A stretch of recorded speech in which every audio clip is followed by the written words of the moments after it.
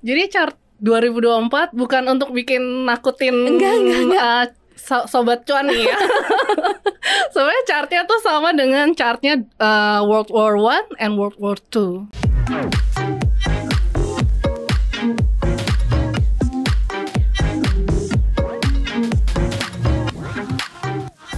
Halo Sobat Cuan, apa kabar? Semoga Sobat Cuan selalu dalam kondisi yang happy ya. Karena kita sudah di 2024, makanya kami bukakan gerbangnya untuk Sobat Cuan ya.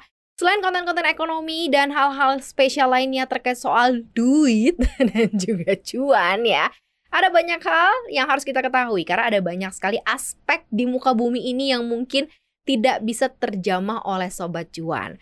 Apalagi kalau urusan-urusan terkait sama feng shui, terus kayak misalnya hoki, shio ya kan. Gak semuanya tahu, aku pun tidak tahu ya. Mungkin aku tahu APBN negara ini berapa ya, tapi aku tidak tahu seperti apa kira-kira hoki aku dan apa yang aku harus lakukan begitu ya, dengan sumber elemental pribadi dan juga tantangan-tantangan ke depan yang ada di tahun 2024 pastinya ya.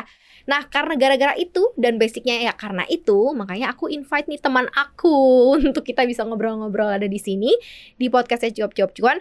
Kita kehadiran spesial banget nih. Ada Gaby Adriani Ongso, Feng Shui Consultant, dan juga Bazi Reader. Hai, Halo. Kakak Gaby. Apa kabar, Kak? Baik, Makin cuan gitu ya? makin cuan Sobat Cuan. Sobat Cuan pasti happy banget nih dengerin kita di Spotify karena wah, ada apa nih gitu ya, ada Wah. cuan-cuanan nih ya. Cuman aku kepengen lebih banyak membahas mengenai 2024 secara in general ya kan. Karena kan sebenarnya Indonesia ini di 2024 khususnya banyak banget agendanya lah ya. Ada pilpres, ada ini itu dan lain-lain gitu ya. Terus kemudian sekarang sudah banyak juga pemberitaan-pemberitaan lah soal nanti bagaimana presiden dan lain-lain. Cuman masalahnya 2024 nih secara keseluruhan menurut catatan-catatan nih Kakak Gaby gitu ya, ini tahun yang kayak gimana sih? Ini kan kita baru masuk gerbangnya nih, kayak gerbangnya baru dibuka nih kan, ayo masuk gitu ya. Di dalamnya nggak tahu nih ada apa, ada singa, ada apa gitu kan. Nah, kayak gimana nih kira-kira Kak Gaby? Iya, 2024 menurut Sobat Cuan ini tahun apa? Kak Maria tahu tahun apa? Kalau nanti berubah jadi naga ya? Iya, Tahun betul. naga ya? Elemennya tahu nggak? Naga apa sih? Naga kayu. Kira naga sari kue itu. Nah, tahun naga kayu, kalau kita lihat secara filosofi ya, naga kayu, naga itu elemen tanah sebenarnya. Kalau kayunya berada di atas tanah, berarti kayak ibaratnya tuh kayak pohon yang besar banget di atas tanah gitu. Namun kalau kita lihat dari sisi pace chartnya atau Chinese astrology chartnya, itu apa ya, bisa dibilang tahun 2024 itu agak shaky sih sebenarnya. Shaky dalam hal apa nih? Karena kalau Shaky. gambaran aku kan kayu di tanah, pohon di tanah gitu kan. Actually kalau misalnya dia elemen tanahnya subur, bisa disirami kan, dia bisa menjadi pohon yang besar, bagus iya. gitu kan. Ternyata kamu melihat bahwa ini jauh lebih shaky. Iya, lebih shaky karena naga kayunya ini hanya terlihat di tahunnya aja. Jadi begitu masuk, oh tahunnya naga kayu, kelihatannya sangat cantik, besar gitu. Namun di dalam dirinya naga kayu ketika dia lahir, itu ada elemen tanah lainnya, Kak. Oh, oke. Nah, ketika di dalam dirinya dia ada elemen tanah, ibaratnya ketika di tanah seperti gunung gitu ya, seperti gunung itu ketemu dengan gunung lainnya, itu bertabrakan ibaratnya. Oh, oke. Karena sama-sama kuat. Sama-sama kuat, sama-sama tanah sama-sama gitu. tanah, oke. Jadi tanah ketika apa ya dibilangnya ada dorongan keluar, itu dia menjadi shaky tahun itu. Nah, dengan gambaran yang kayak gitu, apa tuh yang secara in real life-nya bakalan mungkin lebih banyak terjadi di 2024 ini? Artinya kan ini kayak semacam banyak elemen kuat kan, strong kan. Asumsi aku kalau sebagai awam ya, kuat ketemu kuat kan bentrokan akan lebih banyak terjadi dong. Betul. Namanya kan kuat ketemu kuat kan. Betul. Dan ketika bentrokan banyak terjadi kan potensi-potensi konflik, apakah akan seperti itu atau seperti apa nih? Aku nggak mau salah nih membaca ya. Aku kan awam aja mikirin kalau lu jagoan ketemu jagoan kan malah lebih bahaya gitu. Lebih bahaya. Nah, jadi tuh di 2024 itu secara bisnis itu akan lebih, mungkin bisa dibilang agak lebih sulit karena secara elemental dia tuh ya apa ya namanya bentrokan terjadi yang seperti aku tadi bilang. Nah, yang pasti karena ini terjadi sebenarnya kalau dilihat dari chartnya itu karena keadaan global ekonominya sih sebenarnya. Terjadinya secara ekonomi secara global itu sedang tidak baik, jadi secara bisnis pun mau orang bisnis dimanapun, mungkin bukan hanya di Indonesia karena kita akan ada pemilu dan lain-lain, itu akan terjadi gesekan gitu. Ini jadi, bisnis dalam pengertian sebuah bisnis yang besar, ataukah memang teman-teman yang mau mulai berusaha dan berbisnis pun akan menghadapi tantangan yang sama nih, Kak Gaby? Nah, ini tuh agak tricky ya. Jadi mungkin cara bisnis yang cara besar itu mungkin bisnis secara besar mereka melihat global ekonomi itu mungkin lebih sulit gitu kan. Namun kuncinya adalah malah di bisnis yang mungkin lebih kecil, yang mungkin sangat ingin membuat dunia ini lebih baik, dunia ini lebih maju, itu malah akan lebih baik karena pada tahun 2024 itu orang mungkin bukan hanya 2024 ya Kak, dari sekarangnya kita sudah melihat gitu ternyata banyak bisnis-bisnis yang punya purpose yang bagus dan orang mengikuti purpose-nya itu loh. Jadi bukan hanya melihat produk dari luarnya aja gitu. Ketika sebuah bisnis memiliki purpose tertentu, contohnya mungkin mengatasi masalah kelaparan. Jadi dia mungkin ada purpose lainnya. Jadi misalnya contoh mereka bisnis makanan, namun sebagian uangnya akan disumbangkan, di-sharekan untuk bisnis untuk kelangsungan dan keberlangsungan. Iya, betul. Yang kelaparan yang ada gitu ya, supaya mereka jauh lebih bisa terpenuhi makanan dan gizinya. Oh, yang ada purpose-nya. Yang gitu ada purpose-nya ya. Harus selalu bukan cuan doang dari ya. hati gitu. Jadi bukan yang cuan-cuan aja yang buat memperkaya diri sendiri doang gitu ya. Iya. Tapi it's time to sharing berarti ya di dalam situ ya. Ini message awalnya sih sebenarnya udah cukup bagus dari si naga ini ya. Cuman secara keseluruhan memang banyak elemen-elemen besar yang cukup super power gitu ya. Dan kalau kakak Gaby bilang bisnis-bisnis kecil itu malah justru bisa lebih banyak menopang perekonomian. Ini sebenarnya literally kayak emang Indonesia kan juga ditopang 80%-nya sama UMKM ya. Ini berarti akan tetap bisa berjaya nih bisnis-bisnis para UMKM atau mereka-mereka yang mau mulai bisnis skala UMKM bisa dicoba nggak sih di tahun ini? Sebenarnya untuk UMKM ini keberlangsungannya akan sangat bergantung pada kondisi bagaimana mereka planning keuangannya dengan baik atau tidak gitu. Karena pada tahun 2024 sebenarnya cash itu akan tetap menjadi king, jadi rajanya gitu. Jadi selama mereka punya cash flow yang baik, mereka akan memiliki bisnis yang lebih baik lah ibaratnya gitu. Cash still is the king ya, berarti still the king, karena keadaan akan maksudnya lebih sulit. Keadaan ekonominya akan sesulit apa sih compare to 2023, 2022, 2020 deh yang ada COVID tuh kayak gimana sih gitu. Atau mungkin ada persamaan tahun yang secara chart gue temuin sama nih kayak di zaman-zaman masa apalah gitu ya. Gue ngomongnya buat sebenarnya ngeri. Tapi sebenarnya kita nggak boleh kemudian terkungkung pada rasa takut itu ya Sobat Cuan. Kita tuh ada dua sebenarnya metodologi untuk bisa keluar dari permasalahan. Satu adalah face dan fight. Jadi hadapin dan lawan. Cuman itu doang yang bisa kita lakuin supaya kita bisa menang dalam pertarungan. Jangan lari gitu. Nah, kalau yang kamu lihat dari chart yang ada di tahun 2024 ya gimana? Jadi chart 2024 bukan untuk bikin nakutin enggak. Sobat Cuan nih ya. Sebenarnya chartnya tuh sama dengan chartnya World War I and World War II. Wow, gitu. Perang Dunia 1 dan 2? Iya. Oke. Namun mungkin secara mungkin sudah, maksudnya dunia sudah tidak di zaman perang itu ya, bukan perang literally yang tembak-tembakan iya, gitu betul. ya. Nah ini sekarang kayaknya kita perang melawan ekonomi sulit nih kayaknya seperti itu gitu. Oke. Nah untuk kedepannya sih sebenarnya di 2024 yang bisa Sobat Cuan lakukan adalah yang pasti yang selama ini di 2020 mungkin orang sudah mulai banyak belajar sesuatu hal yang baru.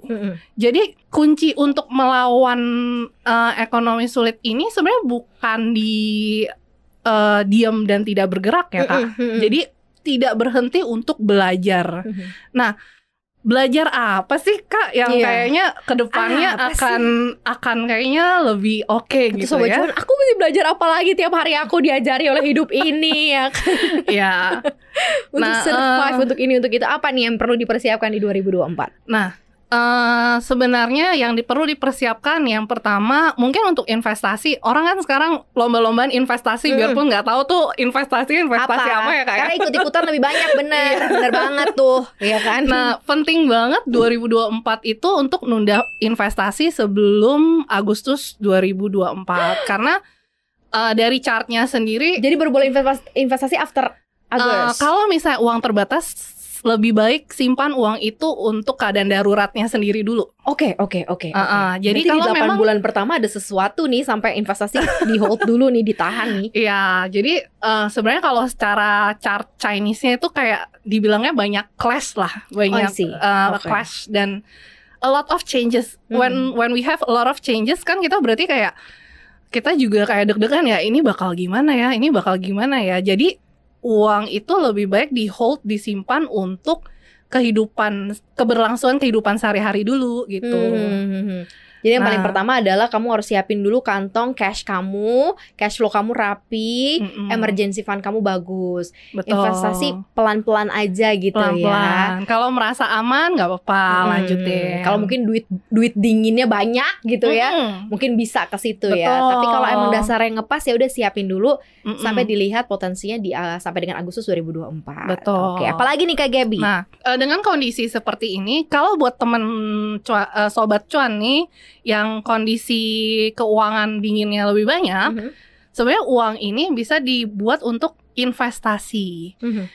Benar-benar boleh ya kalau yang uang dinginnya banyak. Nah, kenapa? Karena kemungkinan di 2024 itu banyak mungkin kayak bisnis-bisnis yang apa ya bilangnya, kayak mereka tuh malah kurang uang cash gitu. Jadi kan mereka bisa jual mereka kemungkinan bisa jual sahamnya secara murah, dengan lebih murah. Nah, kalau memang portfolionya menurut kalian ke depannya akan maju, jadi uang ini bisa dideploy untuk itu sih sebenarnya. Nggak harus disimpan gitu. Tapi kalau menurut Sobat Cuan nih kayaknya nggak oke, aduh kayaknya ya jangan ya gitu. Tunda dulu sampai yang aku tadi bilang Agustus 2024 gitu. Oke. Balik lagi ya, tergantung dari preferensinya Sobat Cuan ya. Terus aku menarik nih, kan aku udah dapet nih catatan-catatan dari kamu ya. Terus ada juga yang harus dipersiapkan di 2024 adalah miliki rencana cadangan, terutama miliki skill baru. Gimana tuh gitu kan? Kadang kita kan mentok dalam kehidupan ya. Soalnya apalagi kalau kita karyawan, udah tahu dah tuh mesti ngapain tiap hari kan? Berangkat ke kantor, pulang ya kan? Boro-boro mau update skill baru, kadang-kadang suka lupa gitu. Entah karena memang terbuai dalam zona nyaman, ataukah karena memang ngerasa bahwa ngapain lagi ya gue gitu. Padahal sebenarnya mengupdate skill baru tuh penting banget ya Kak ya. Betul. Sebenarnya mengupdate skill baru itu penting banget bukan hanya 2024 ya. Sebenarnya dari 2020 itu udah selalu orang udah gembar-gembor update skill. Tapi kalau ada orang yang suka menunda-nunda, itu ibaratnya kan nunda sampai 2024 nih. Sampai 2030 sampai 2035. Karena ditunda. Iya, udah kepentok baru kelabakan gitu ibaratnya. Nah, skill-skillnya apa sih? Mungkin kalau yang dasar mungkin financial skill itu udah pasti ya. Udah pasti penting banget karena dengan ekonomi yang sulit kan pasti butuh cara pengelolaan uang dengan lebih baik lagi gitu. Nah, lalu apa sih yang bakal tren ke depannya? Sebenarnya dunia kita ini akan tren ke arah lebih ke entertainment. Mungkin ya dengan munculnya YouTuber lah, TikTokers lah, dan lain-lain, itu kan sudah terlihat ya kayak itu dunia ke depannya seperti itu. Nah, itu mungkin kalau dari dulu memang ada keinginan untuk tampil lebih, bisa cari belajar skill-skill seperti itu. Aku merasa tertusuk. Orang yang rencana mulu nggak diaplikasiin tuh ya. Siapa di antara kalian yang berencana doang tapi tidak dilakukan? Saya juga ya. Oke. Terus dunia apa ya? Dunia yang di kedepannya sebenarnya industri yang bakal gede banget itu adalah industri yang serving women. Wow, gimana tuh women? Ini aku nggak ada di catatan ya, Kak. Nggak ada di catatan kamu soalnya. Jadi di kedepannya dunia-dunia yang serving women itu akan ngetren sih, karena wanita di kedepannya itu akan makin terlihat powernya, lalu akan terlihat makin menjadi pemimpinnya, dan kekuatan orang yang spending money-nya kuat itu adalah wanita, ya nggak sih? Bener sih. Kalau itu mah nggak usah ditanya, ya. Dikasih berapa aja mah habis. Iya betul. Nah memang di kedepannya yang akan ngetren adalah seperti itu. Oke, tadi kan kamu juga sempat mention kalau misalnya uang dinginnya lebih banyak bisa tuh ditaruh di porto atau mungkin saham salah satunya di antaranya. Tapi kamu juga mencatat di sini bahwa kita harus punya likuiditas yang lebih gitu ya, hindari menaruh terlalu banyak di aset yang sulit dilikuidasi. Nah, ini apa nih kira-kira yang memang harus dihindari nih khususnya untuk aset-aset alokasi? Mungkin kalau aset yang mungkin contoh yang paling gampang beli rumah kali ya. Iya sih. Itu sulit banget gak sih dilikuidasi? Bener. Emang bener. Iya, jadi tuh mungkin ya buat teman-teman kalau yang mungkin belakangan sering banget lihat iklan rumah gitu ya. Dengan hanya berapa terus bisa langsung ditinggalin gitu. Nah, kalau memang dihitung-hitung keadaan keuangannya belum mumpuni, sebaiknya jangan ya, karena kemungkinan di sepanjang tahun 2024 mungkin dari Januari sampai nanti di bulan sebelum ya Agustus atau mungkin bahkan bisa agak lebih ya Kak ya, karena ini kan hanya prediksi ya. Oke. Itu membutuhkan likuiditas, mungkin butuh uang segar, uang cepet lah ibaratnya gitu. Oke. Bener sih, beli rumah ya mungkin emang susah ya. Maksudnya beli rumahnya gampang, tapi kalau kamu butuh uangnya cepet balik ya susah ya. Karena jual rumah tuh memang susah gitu ya. Pada prakteknya itu juga udah kejadian kayaknya dalam 2-3 tahun terakhir ya, bahwa kita susah banget untuk menjual properti punya kita ya. Memang ini kayaknya betul, trendingnya sedang berubah sih Kak. Memang tapi 2024 tadi dengan perubahan energi yang tadi kamu bilang, kira-kira ada side lain nggak sih soal properti? Apakah properti ini masih akan bisa jadi sunrise ataukah masih sunset aja terus nih? Kalau yang kamu lihat dari perhitungan kamu? Kalau yang aku lihat sebenarnya properti untuk jangka panjang mungkin akan tetap sunrise ya Kak nanti ke depannya. Tapi kalau untuk jangka pendek dan dimana kayak kalau kamu nggak butuh, lebih baik jangan dulu gitu loh. Intinya tahu kebutuhannya sekarang seperti apa dulu, baru memutuskan untuk beli rumah atau properti gitu. Oke. Tuh beli propertinya nggak usah di Jakarta, mahal. Gue ini banget ya, maksudnya belinya di luar aja deh gitu ya, karena di Jakarta udah gak make sense sih menurut gue. Oke, ini ada industri-industri yang juga dapat berkembang di 2024 dan seterusnya. Ini menurut catatannya dari Kakak Gaby di sini, pendidikan seperti coaching, training, webinar. Wow, konsultasi, baik konsultasi bisnis, spiritual, self-development, fashion, kecantikan, pakaian, make up, aksesoris, perawatan, kemudian pengembangan spiritual wisdom kayak yoga dan juga qigong gitu ya. Dan entertainment, influencer, call ini kayaknya bakal merajalela gitu ya. Gimana nih Kak? Memang industri-industri ini yang akan benar-benar akan maju sih ke depannya. Dan ini yang maksudnya seperti yang kalian lihat ada fashion dan kecantikan, itu adalah yang benar-benar serving woman banget kan. Iya betul. Jadi kalau untuk teman-teman yang kemudian merasa bahwa aku kayaknya into terhadap hal-hal ini, kita bisa mulai untuk membuildnya di tahun 2024 atau seperti apa? Iya betul, kayak seperti aku bilang pendidikan akan terus, pendidikan sebenarnya akan terus sih Kak. Jadi bukan cuma 2024, di mana semua orang akan belajar, mungkin belajar online kayak sekarang podcast kita ini. Kita benar. Itu akan terus berkembang sih Kak. Kita akan laku banget gak sih ini? Iya laku banget. Gue akan cuan banget gak sih? Cuap-cuap-cuan sesuai namanya gak sih? Iya, gitu. cuan. Jadi itu akan sangat-sangat jadi opportunity banget gitu Iya ya. betul. Jadi sebenarnya kuncinya adalah sebenarnya balik lagi ya. Kalau menurut aku kuncinya adalah pengembangan spiritualnya dulu sih. Jadi kayak kita tuh harus tahu modalnya kita dulu sendiri seperti apa yang kita bisa sumbangsikan ke dunia, atau mungkin aku nggak ngomong muluk-muluk ya, orang terdekat dulu deh. Jadi apa yang bisa kita sumbangsikan ke teman-teman kita atau keluarga kita di sekitar. Mungkin pengetahuan yang kita punya itu memang dibutuhkan gitu. Nah, pada saat itulah mungkin dari teman-teman dekat kita bisa melihat, oh ternyata banyak orang yang butuh pengetahuan ini, ternyata nggak banyak orang tahu tentang ini gitu. Oke. Wah, menarik ya. Ini aku sih pengen loh bedah lagi sampai ke ke akar-akarnya, terutama gimana sih show kamu apa dan bagaimana keberuntungan kamu di tahun 2024, mungkin di next episode ya, karena kita akan lebih dalam lagi nanti mendekati tahun baru Imlek. Tapi pertanyaan gue satu lagi, kenapa teman-teman gue berlomba-lomba hamil di tahun 2023 biar 2024 melahirkan anak naga? Nih ya, ini benar-benar misconception banget, sorry ya. Ini benar-benar aku sering banget ditanya, Gap, anak tahun naga bagus ya, tapi maaf ya Mbak, Mas, mikir dulu bagus buat apa maksudnya? Kalau anak lo udah 9, ya lo udah punya 9, ngapain lagi lo tambah 10 cuman gara-gara ngejar naga ya? Ngejar naga. Jadi sebenarnya mungkin banyak yang persepsi orang mengenai shio ini agak sangat dangkal ya Kak ya. Oh I see. Jadi maksudnya kayak orang belum tahu bagusnya untuk apa, mereka udah menyimpulkan kalau itu bagus dari kata orang. Bener. Satu sih yang bisa aku simpulin ya, kenal dulu, tak kenal maka tak sayang. Tuh kenal dulu masih naga ini ya kan. Betul. Apakah memang benar-benar bisa nanti literally ketika anak ini di bawah naungan Shio Naga ini sesuai dengan ekspektasi kalian, jangan karena ikut-ikutan hamil sekarang cepetan biar lahirnya di tahun 2024 biar dapat anak naga gitu kan. Ya, betul.